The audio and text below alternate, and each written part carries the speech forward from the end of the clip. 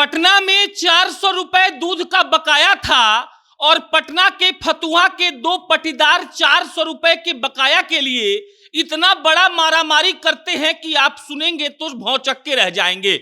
400 रुपए के दूध के लिए 50 राउंड फायरिंग होती है, 3 लोगों की मृत्यु हो जाती है और एक आदमी की स्थिति इतनी नाजुक है कि वो उस नालंदा मेडिकल कॉलेज में अपना इलाज करवा रहा है। अब आप समझ लीजिए, पटना के दो पटीदारों की यह कहानी है। दूध के बकाये के पैसे के चलते 50 राउंड फायरिंग हो जाती है, 3 लोगों की ऑन द स्पॉट मृत्यु हो जाती है और दोनों परिवार में फिलहाल कोहराम मचा हुआ है। और जैसे ही पुलिस वाले इस घटना को सुनते हैं, भागे भागे फतुहा के उस गांव में पहुंचते हैं जहां पर यह घटना हुई थी। और जब उनको मालूम पड़ता है कि दूध के 400 रुपए के बकाये के लिए ऐसा सब कुछ हो गया, तो वो भी अपना माथा पीट लेते हैं।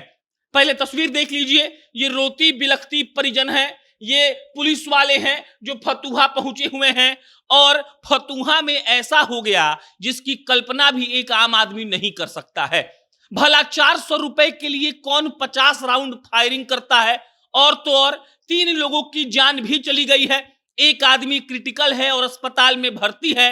और मुद्दा ये था कि 400 रुपए उनका दूध का बकाया था और पैसे ना देने के चलते दोनों पक्षों में लड़ाई होती है।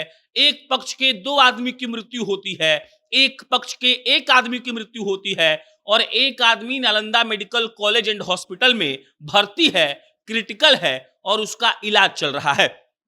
पूरी कहानी की शुरुआत कैसे होती है पहले वो समझ लीजिए। फतुहा का 2 परिवार है, पटीदार हैं आपस में लोग, पड़ोसी जिसको कहते हैं, और वो पटीदार का पहले से लड़ाई चल रहा था।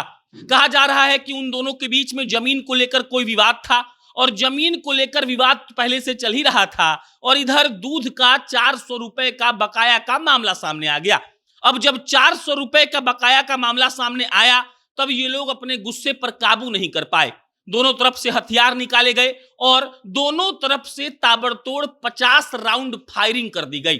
50 राउंड फायरिंग हुई तो 3 लोगों की जान चली गई।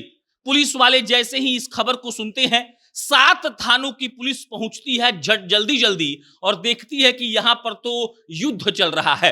अब 50 राउंड गोली चलना कम बड़ी बात नहीं है, वो भी गांव में आवाज चल रही थी, लोग हो हल्ला कर रहे थे। इधर 7 थानों की पुलिस जल्दी जल्दी वहां पहुंचने का प्रयास कर रही थी, लेकिन जब तक पुलिस वाले वहां पहुंचते बहुत बड़ा कांड हो चुका था।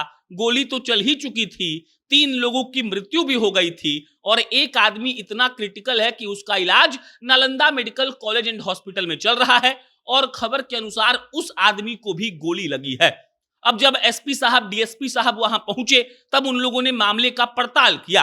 अब जब मामले का पड़ताल हुआ तो यह मालूम पड़ा कि दूध के बकाया का मामला है। 400 रुपए दूध का बकाया था। इस पर कहा सुनी शुरू होती है और जैसा कि हमने आपको बताया कि जमीन का भी लड़ाई चल रहा था, जमीन का मामला तो चल ही रहा था, इधर दूध का मामला भी आ गया और अब उन लोगों से गुस्सा बर्दाश्त नहीं हुआ, उन लोगों ने फायरिंग कर दिया, लोगों की जान चली गई और अब पुलिस वाले पूरे गांव को घेर कर एक तरीके से वहां पर कैंप कर रहे हैं। पुलिस वालों को डर है कि उनके जाने के बाद हो सकता है कि कुछ गड़बड़ वहां फिर से हो जाए और इसीलिए पुलिस वाले पूरे गांव को छावनी में तब्दील कर चुके हैं। पूरे गांव में एक तरीके से कैंपिंग की जा रही है।